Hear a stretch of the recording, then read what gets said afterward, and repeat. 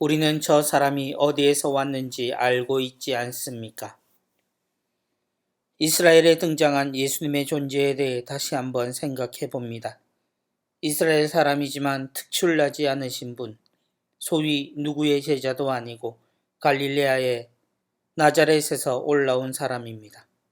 그는 별로 배운 것 같지도 않고 바리사이나 율법학자도 아닙니다. 사제의 가문도 아니어서 성전에 가까운 이도 아닙니다.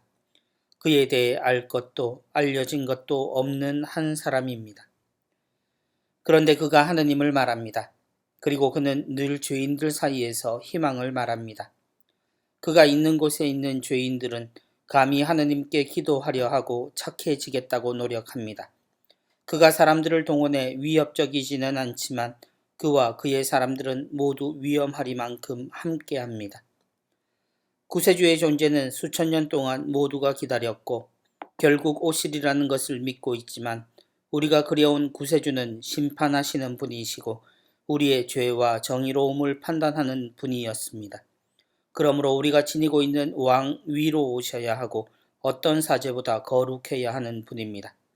사제의 아들 세례자 요한조차 몸을 펴지 못할 권세를 지니신 분이시고 무죄한 분이 오시리라고 이스라엘이 기다린 것이 구세주의 모습입니다.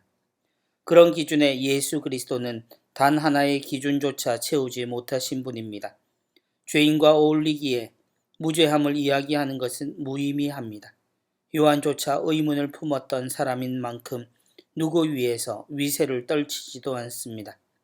갈릴레아와 예루살렘 어딘가로 늘 떠도는 사람이어서 사람들을 불러 모으지도 않습니다. 그에게 주어진 이상한 능력이 있다고는 하나 그것이 이스라엘에 영향을 끼치리라 생각해 본 적도 없습니다. 그럼에도 그가 예루살렘에 접근하는 것은 꺼림칙합니다. 그가 늘 하느님을 말하기 때문입니다. 그리고 그는 안식일에도 쉬지 않고 일한다는 사실을 접한 이유로 그는 하느님을 무시하는 이로도 보입니다. 회당에 가는 것은 분명 이스라엘 사람이라는 증거이지만 그가 안식일에 보이는 모습들은 나무랄 것은 없지만 분명 금지된 것들이었습니다. 그분은 이상한 분입니다. 그분이 말하는 것은 틀림없이 하느님의 진리이지만 그분의 행동은 본 적도 없고 행할 일도 아니었던 이들에게 그분은 참 이상한 사람이었습니다. 잡고 싶어도 잡을 수 없는 사람, 도무지 나쁘지 않으나 그냥 두기에도 위험해 보이는 이상한 사람의 행동과 말이 우리에겐 진리가 되었습니다. 말하고 행동하는 것, 그리스도를 따르는 사람이어야 합니다. 단지 다른 점이 있다면 우리는 말부터 하고 행동으로 그 말을 따라야 한다는 점입니다. 주님의 말씀이 먼저인 이유는 그 때문입니다.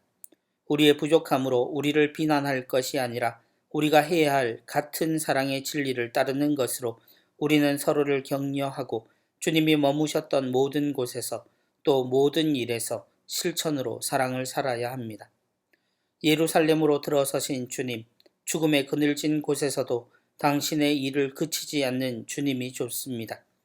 그리고 그분 앞에 보이는 것이 죽음이 아닌 하느님이 필요한 사람이었음이 더 좋은 이유입니다.